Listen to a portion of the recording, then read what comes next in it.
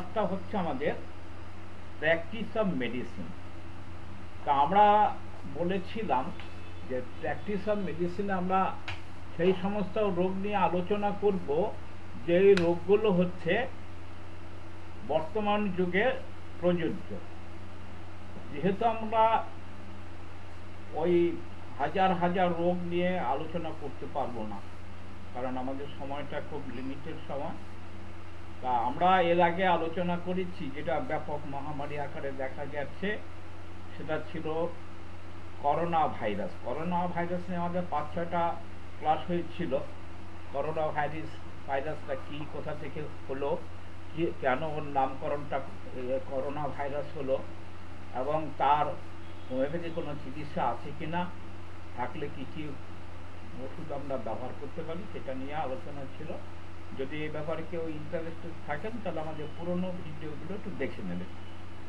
তা আমরা একটা জিনিস লক্ষ্য করছি যে সেটা হচ্ছে আমরা বিভিন্ন সময় ক্রনিক ডিজিজ নিয়ে আলোচনার সময়, হোমিও ফিলোজফি নিয়ে আলোচনার সময় বলেছি যে সভ্যতা যত ডেভেলপ করে, যান্ত্রিক যুগ যখন শুরু হয়, মানুষের জীবন জীবিকা যখন যান্ত্রিক হয়, সিভিলাইজেশন যত বাড়ে, তখন বিভিন্ন রকম জটিল রোগ দেখা যায়। এই জটিল রোগটা এবং কিছু অচেনা রোগ দেখা যায়। আর মজার ব্যাপারটা হচ্ছে আমরা যে করোনা ভাইরাসের যে উৎপত্তি স্থল, সেটা আমরা জানি চীনের ওহান শহরে। তা ওহান শহর থেকে কিছু ছাত্র তারা চীনে পড়াশোনা করতে গিয়েছিল, বিশেষ করে মেডিকেল লাইনে পড়াশোনা করতে গিয়েছিল। তারা যখন আসে ভারতবর্ষে, কিছু স্টুডেন্ট, বিশেষ করে কেরলার কিছু স্টুডেন্ট, তারা ওই চীনে পড়াশোনা করতে গিয়েছিল। তারা যখন কেরলাতে ফিরল, তখন প্রথম করোনা রোগীর প্রথম আমরা দেখতে পেলাম কেরলাতে। কেরলাতে আমাদের যে ভারতবর্ষের দক্ষিণ প্রান্তের যে ছোট্ট একটা রাজ্য, সেই কেরল রাজ্যটা কিন্তু সমস্ত দিক দিয়ে খুব ডেভেলপ। তা শিক্ষা দীক্ষা থেকে আরম্ভ করে তারা খুব ডেভেলপ, এবং তারা কিন্তু বিভিন্ন পৃথিবীর বিভিন্ন দেশে তারা পড়াশোনা করতে যায়, চাকরি সুবাদে যায়, বিভিন্ন কাজে যায়। তা ভারতবর্ষে প্রথম যে করোনা রোগী ধরা পড়ে সেটা কিন্তু কেরল রাজ্যে, আমাদের দেশের কেরল রাজ্যে প্রথম করোনা রোগী ধরা পড়ে। এবার রিসেন্ট একটা করোনার পরে আবার কেরলে আর একটা নতুন ভয়াবহ বিপদ দেখা গেল। আপনারা নাম শুনে থাকবেন, নিপা ভাইরাস। এই নিপা ভাইরাসও কিন্তু করোনার মতো একটা ভয়াবহ রোগ। তা আমরা এই নিপা ভাইরাসের সাইন সিমটমসটা কি, নিপা ভাইরাসের তার কিভাবে ডিজিজ ডায়াগনোসিস করা হয়, নিপা ভাইরাসের রোগের সে পরিণতিটা কি হয়, এবং তার হোমিওপ্যাথিক ওষুধ আছে কিনা, থাকলে কি কি ওষুধ আমরা ব্যবহার করতে পারি, সেটা নিয়ে আজকে আলোচনা করব। তা সাইন সিমটমসে বলা হচ্ছে ইনফেকশন উইথ নিপা ভাইরাস, সংক্ষেপে যারা আমরা যেটাকে আমরা বলি NIV, তা can cause mild to severe disease including swelling of the brain, যেটাকে বলা হয় এই সোয়েলিং অফ দ্য ব্রেন। এটার একটা রোগের নামকরণ আছে, সেই নামকরণটা হচ্ছে এনকেফ্যালাইটিস। আমরা জানি যে কোনো রোগে, কোনো অর্গানের পাশে যদি একটা আইটিস হয়, তাহলে তার মানেটা দ্বারা ইনফ্লামেশন অ্যান্ড ইরিটেশন। আমাদের হিউম্যান বডিতে যে সমস্ত অর্গানগুলো আছে, তার কোথাও যদি ইনফ্লামেশন অ্যান্ড ইরিটেশন হয়, তাহলে সেই অর্গানের নাম অনুসারে সেই রোগের নামকরণ করা হয়।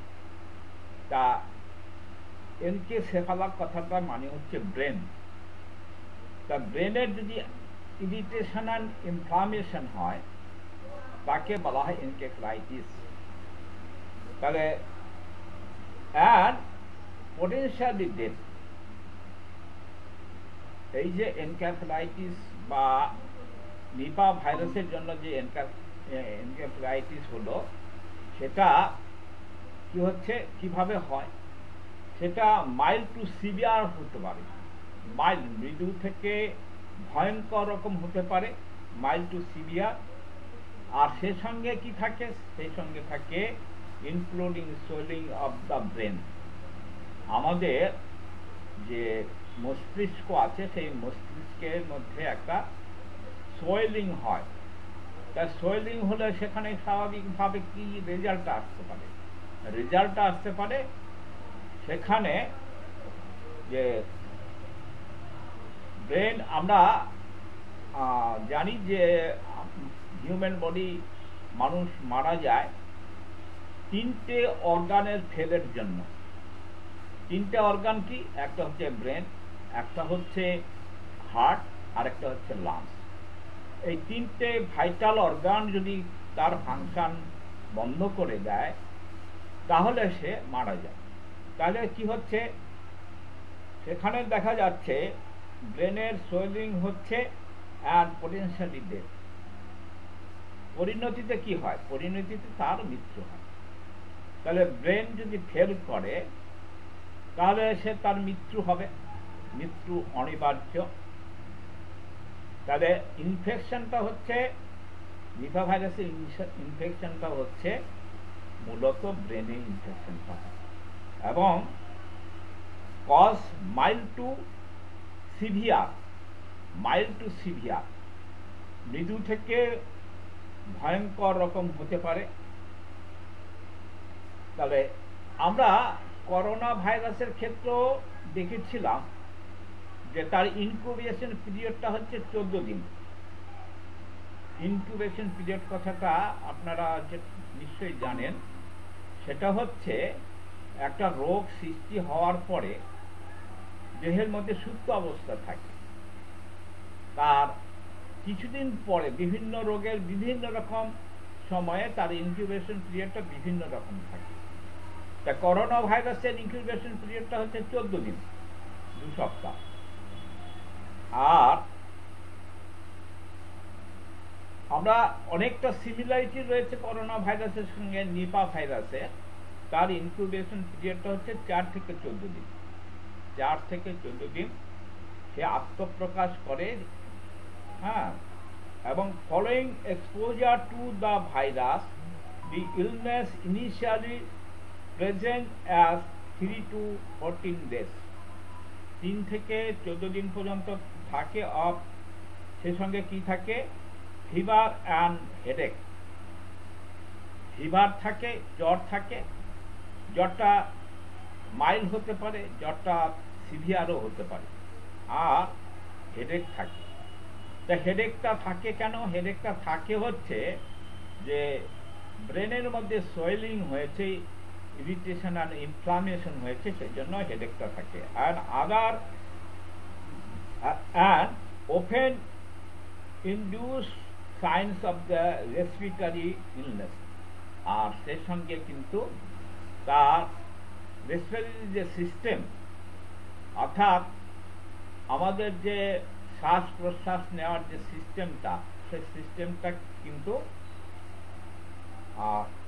ট্রাবল দেয়, অসুস্থ হয়ে পড়ে। তাহলে রেসপিরেটরি সিস্টেমটা কি হলো, কোন কোন অর্গানগুলো রেসপিরেটরি সিস্টেমের মধ্যে পড়ে? অর্থাৎ আমাদের নাকের 2টো ছিদ্র আছে, সেই ছিদ্র দিয়ে আমরা যে অক্সিজেন নেই, প্রকৃতির থেকে যে অক্সিজেনটা নিই, সেই অক্সিজেনটা সেই ছিদ্রপথ দিয়ে, ব্রঙ্কাই দিয়ে 2টো লাংসে যায়। লাংসে গিয়ে সেখানে কি করে, লাংসের মধ্যে অক্সিজেন সাপ্লাই দেয় এবং সেই দেহ ফাংশনের পরে যে কার্বন ডাই অক্সাইড হয় সেটা আবার নাক দিয়ে কিন্তু বেরিয়ে যায়। তাহলে এই প্রক্রিয়ার সঙ্গে আমরা বেঁচে আছি বা আমাদের বডির যে ডেভেলপটা হচ্ছে, সেই ডেভেলপটা কিসের জন্য হচ্ছে? ডেভেলপটা হচ্ছে আমরা অক্সিজেন নিয়ে সেই অক্সিজেনগুলো আমাদের বডির বিভিন্ন সেল, টিস্যু, এই সমস্ত সাপ্লাই দেওয়া হয়, সেখান থেকে ব্লাড তৈরি হয়, সারা দেহে সার্কুলেশন হয়।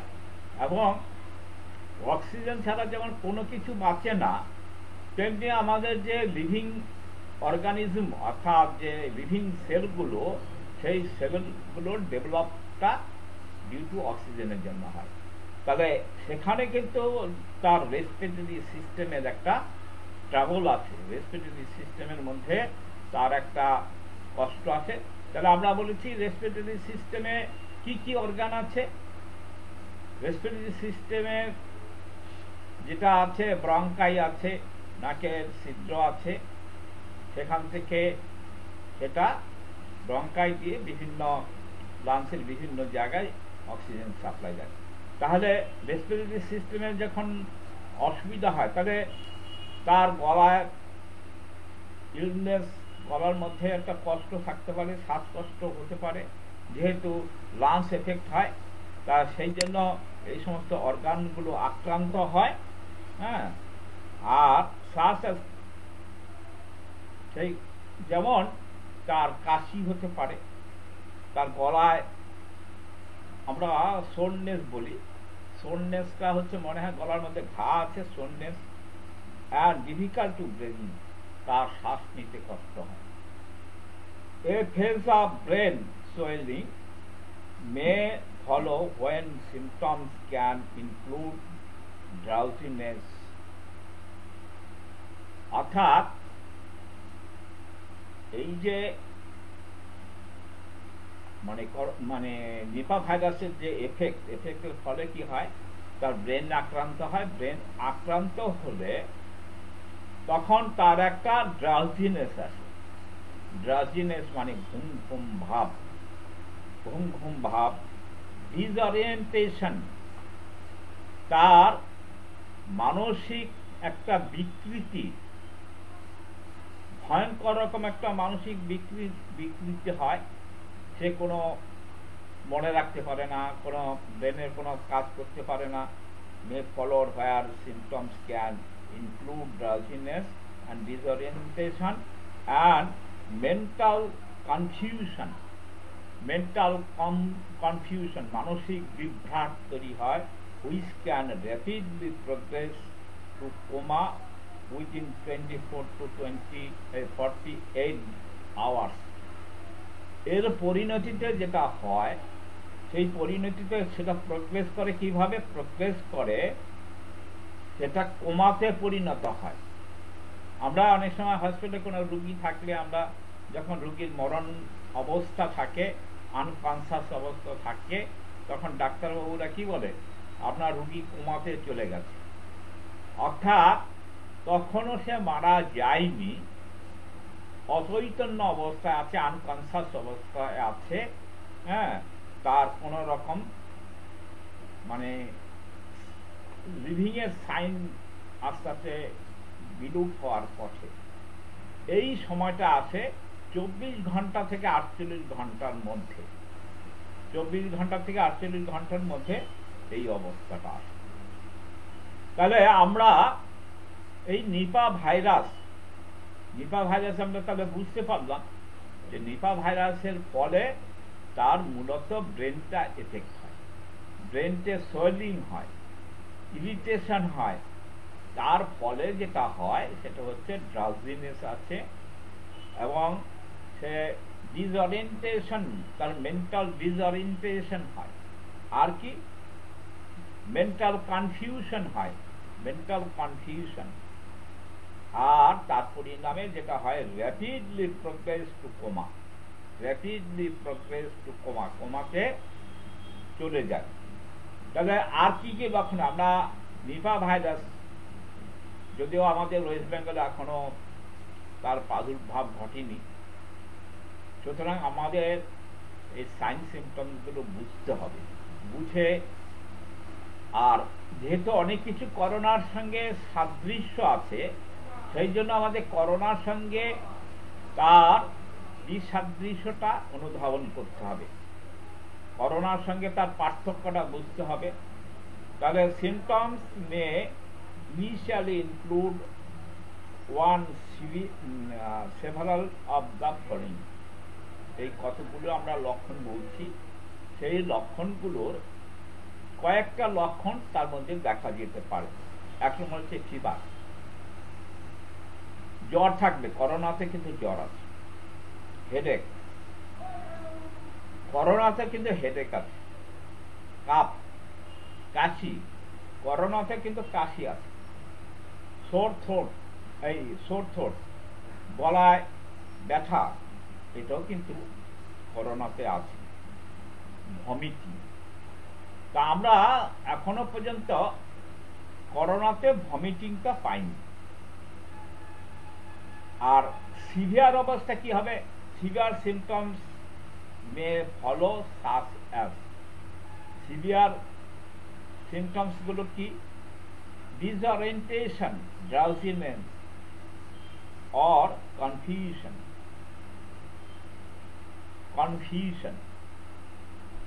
disorientation, drowsiness। তাহলে মানসিক একটা পরিবর্তন দেখা যায়। আর কি? কোমা স্টেজে যেতে পারে সিভিয়ার অবস্থায়। আর বিভিন্ন রকম ফাইন্ডিংসে পাওয়া যায় ব্রেন সোয়েলিং দেখা যায়। এবার হচ্ছে মৃত্যু হারটা কেমন?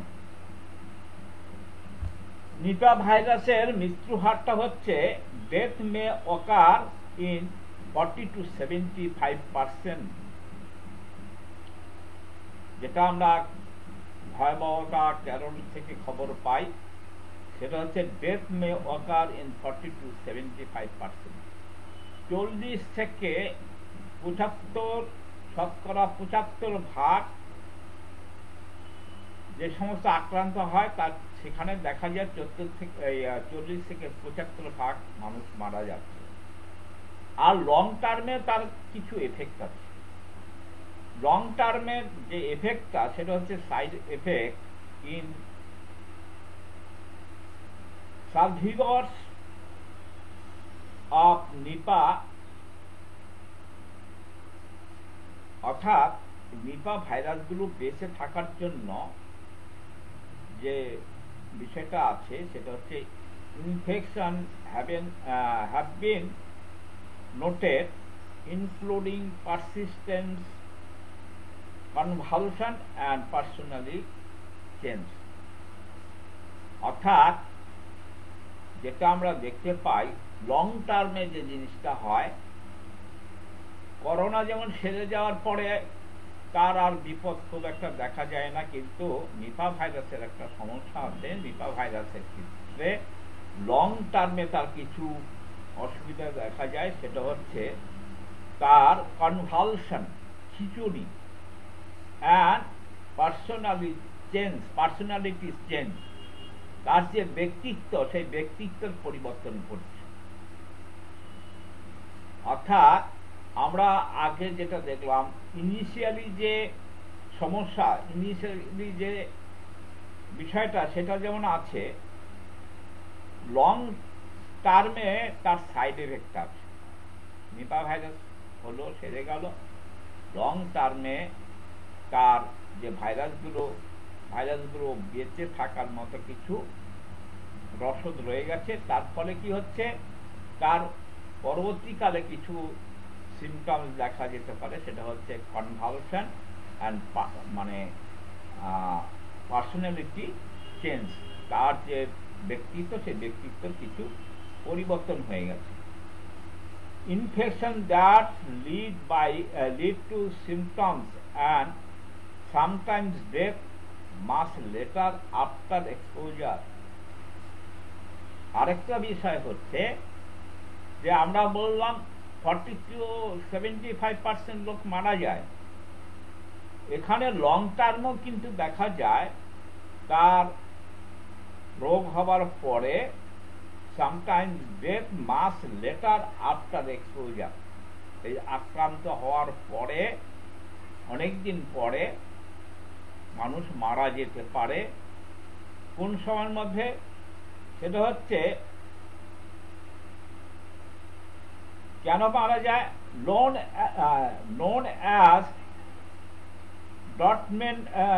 meant to latent infection। যে ইনফেকশনটা তার হয়েছিল, তা সেই ইনফেকশনটা সুপ্ত অবস্থায় তার দেহের মধ্যে রয়ে গেল, অথবা বিলম্বে দেখা গেল have also been reported months and even years after exposure। তার আক্রান্ত হওয়ার 2-1 মাসের মধ্যে হতে পারে, 2-1 বছরের মধ্যে হতে পারে। তাহলে আমরা এখানে যেটা করোনার সঙ্গে যে আমরা তুলনা যদি করি, নিপা ভাইরাস কিন্তু করোনার চেয়েও ভয়াবহ। অর্থাৎ করোনা সেরে যাওয়ার পরে যদি 2-1টা কেস করোনা সেরে যাওয়ার পরে আবার হয়েছে, এরকম ইতিহাসও আছে, কিন্তু নিপা ভাইরাসে আক্রান্ত হওয়ার পরে দেখা যায় 2-1 মাস পরে বা 2-1 বছর পরেও কিন্তু রোগী মারা যাচ্ছে। তা আমরা এবার ডায়াগনোসিসটা কিভাবে করব?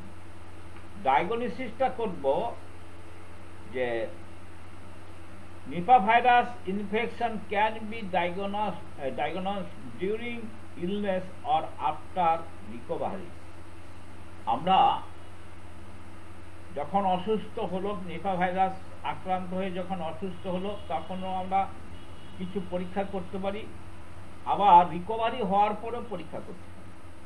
দুইভাবে আমরা পরীক্ষা করতে হবে।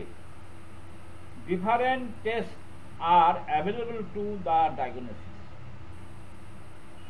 এই ডায়াগনোসিস করার জন্য বিভিন্ন রকম পরীক্ষা নিরীক্ষা আছে।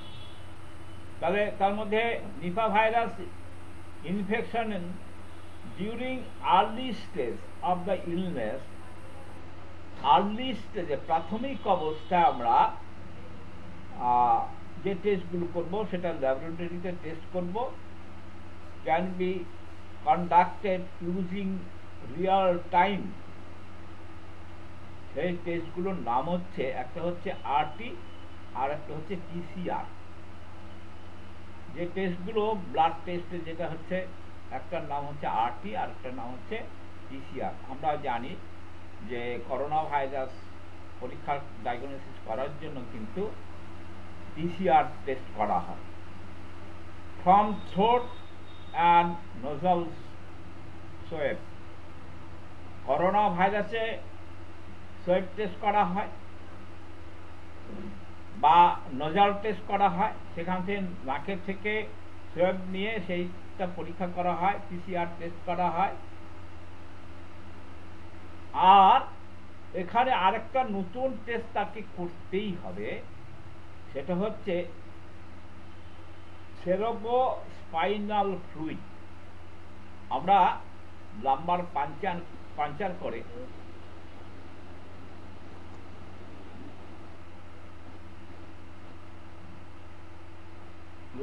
পাঞ্চার করে একটা ফ্লুইড নেওয়া হয়। আমরা জানি ব্রেনের কোনো টেস্ট করতে গেলে লাম্বার পাঞ্চার করে সেখান থেকে ফ্লুইড নিয়ে সেই ফ্লুইডকে টেস্ট করা হয়। তা এখানে কিন্তু নিপা ভাইরাসের পরীক্ষা করার জন্য লাম্বার পাঞ্চার করে সেখান থেকে একটা ওই ফ্লুইডটা নিয়ে টেস্ট করতে হবে। আর কি টেস্ট করা হয়? Antibody conducted using an enzyme like একটা পরীক্ষা আছে, তার নাম হচ্ছে ELISA। এইটা পরীক্ষা করতে হবে। এবার হচ্ছে early diagnosis of Nipah virus can be challenging due to the non-specific early symptoms of the illness। তাহলে আর্লি স্টেজে কিন্তু আমাদের কাছে একটা চ্যালেঞ্জিং সমস্যা। আর্লি স্টেজে নিপা ভাইরাসকে ডায়াগনোসিস করার জন্য আমাদের কাছে বা চিকিৎসকদের কাছে বা বিজ্ঞানীদের কাছে একটা চ্যালেঞ্জিং প্রবলেম। কারণ হচ্ছে specific early symptoms of the illness এখানে কিছু পাওয়া যায় না। However early detection and diagnosis critical to the increased change of the survival among infection inevitable to prevent transmission to the people and to manage outbreak response efforts। তাহলে যেহেতু early স্টেজে আমাদের diagnosis করা যাচ্ছে না, তখন কি হচ্ছে, ওই সিমটমসগুলো যদি ডেভেলপ না করে তাহলে কিন্তু পরীক্ষা করা যাচ্ছে না।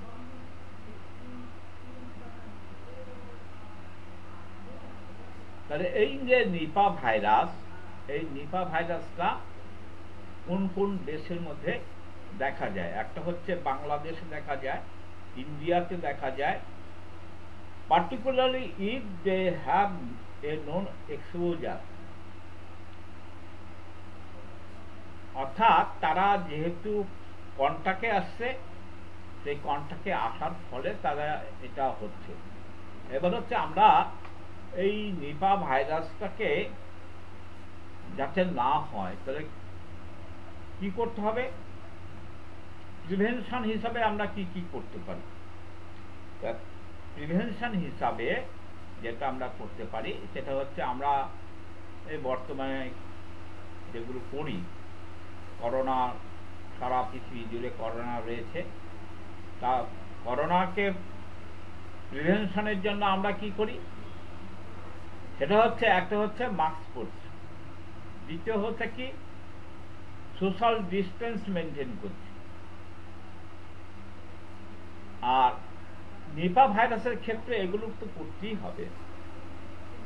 In area where Nipah virus outbreak have occurred, যে সমস্ত জায়গাতে নিপা ভাইরাস আক্রান্ত হয়েছে, মহামারী আকারে দেখা দিয়েছে, সেখান থেকে আমাদের সেই জায়গায় যাওয়া অ্যাভয়েড করতে হবে।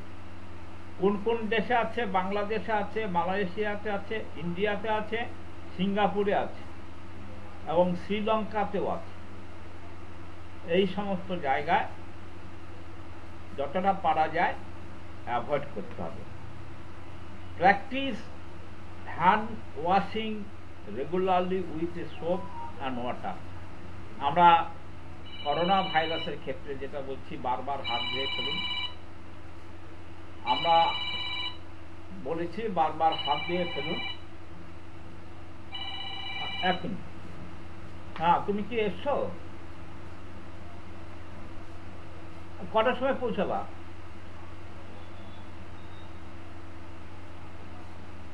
ছোট বাজার। ছোট বাজার তুমি কোন দিক দিয়ে এলে গো?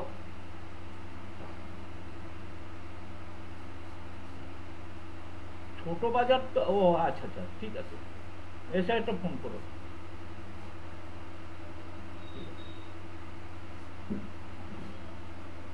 আচ্ছা, একটু বিরতি দেব। হ্যাঁ, একটু বিরতি দেব, আমার একটু ওই মিস্ত্রি আসবে তো, তা সেই জন্য একটু বিরতি দিতে হবে। একটু বসুন, আমি আবার নতুন করে লিঙ্ক পাঠাবো।